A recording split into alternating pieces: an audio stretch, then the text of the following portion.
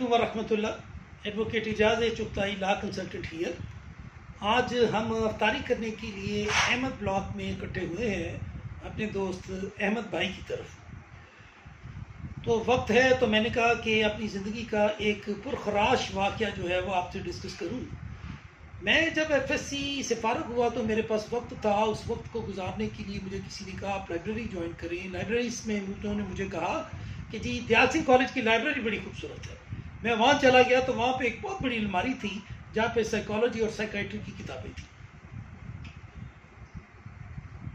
میں نے وہ سائیکالوجی اور سائیکائٹری کی کتابیں جو ہیں وہ پڑھنی شروع کر دی اور پڑھتے پڑھتے اتنا مجھے اچھا لگا کہ مجھے یوں لگا جیسے میں نے کئی سمندر جو ہے وہ سائیکالوجی اور سائیکائٹری کے پڑھ لیے. اس کے بعد بتاتا ہوں کہ میں یونیورسٹی آ گیا کافی اپنا ٹائم گزار کے. تو یونیورسٹی میں ایک ہماری سسٹر کی طرح کی ایک کلاس فیلو تھی, میں نام نہیں ان کا بتاؤں گا. تو انہوں نے کبھی بھی کسی خوشی میں پارٹیسپیٹ نہیں کیا, وہ دکھی رہتی تھی. میں نے ایک دفعہ ان سے پوچھ لیا کہ چھوٹی بہن آپ کو کیا بات ہے, کیوں آپ اتنا دکھی رہتی ہیں؟ تو اس نے مجھے بتایا کہ ہم 8 بہنیں ہیں, ہمارا ایک ہی بھائی ہے, وہ سول انجینئر بن رہا تھا U E T university of engineering and technology Lahore میں. تو اسے پاگل پن کی وجہ سے ہم نے داخل کروا دیا ہے لاہور کے انسٹیٹیوٹ میں پاگل خانے. میں نے اسے پوچھا کیا ہوا تھا. اس نے کہا جی کہ اس نے پھر اپنی سٹوری سنائی بڑی درد بھری, اور اس نے مجھے بتایا کہ وہ تبلیغی جماعت میں چلا گیا تھا, اور جب وہ تبلیغی جماعت سے اپنا پورا 4 مہینے کا کورس پورا کر کے آیا تو اس نے ہمیں مارنا شروع کر دیا کہ آپ بازار میں کیوں نہیں کرتی ہو, آپ کا پردہ نہیں ٹھیک, یہ نہیں ٹھیک. ٹی وی توڑنا شروع کر دیا. سب بہنوں کو اس نے فزیکلی ٹارچر کرنا شروع کر دیا. میں نے اس سے پوچھا آپ کے بھائی کا کیا نام ہے؟ اس نے کہا جی میرے بھائی کا نام عرفان ہے اور وہ فلاں پاگل خانے میں لاہور میں موجود ہے. میں نے کہا اچھا چلیں میں آپ کی کوئی ہیلپ کرنے کی کوشش کروں, آپ میری کیا ہیلپ کر سکتے ہیں؟ میں نے کہا یہ اللہ پاک کی ذات بابرکات ہے, ہیلپ کرنے کے لیے میں نے صرف کوشش کری.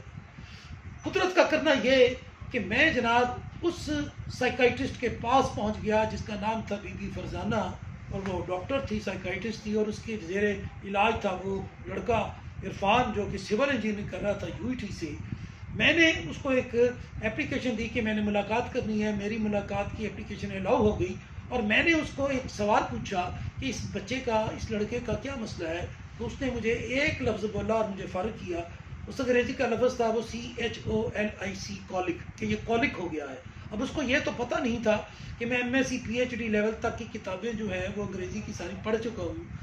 میں نے اس سے ملاقات کی, اور ملاقات ایک سائٹ کے کارنر پہ کی, اور پھر میں نے اس کو کہا کہ عرفان صاحب جس راستے سے میں آیا ہوں میں ایک اور راستہ بھی ڈسکور کر کے آیا ہوں, آپ اس راستے سے یہاں سے فرار ہو سکتے ہیں.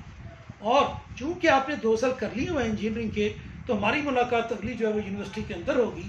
وہاں پہ میں آپ کو ری ایڈمیشن کراؤں گا, اور آپ وہاں پہ انشاءاللہ تعالیٰ باقاعدہ سول انجینئر بنیں گے.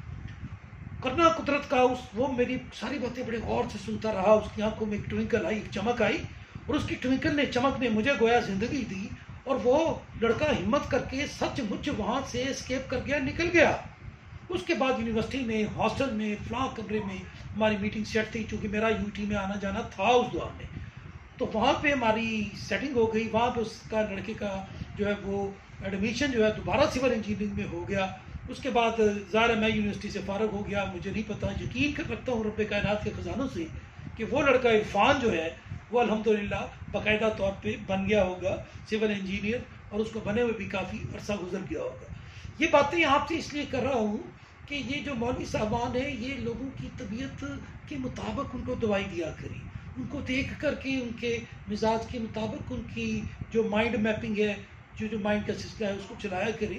اللہ تعالیٰ ہمیں خیر کے سفر میں رکھے, روشنی کے سفر میں رکھے, اور ہمیں لوگوں کے معاملات میں, مسائل میں, مسائل میں مسیحا بننے کی توفیق, ہمت, حوصلہ اور طاقت عطا فرمائے. بہت شکریہ. Thank you. Here I sign off. بہت شکریہ. السلام.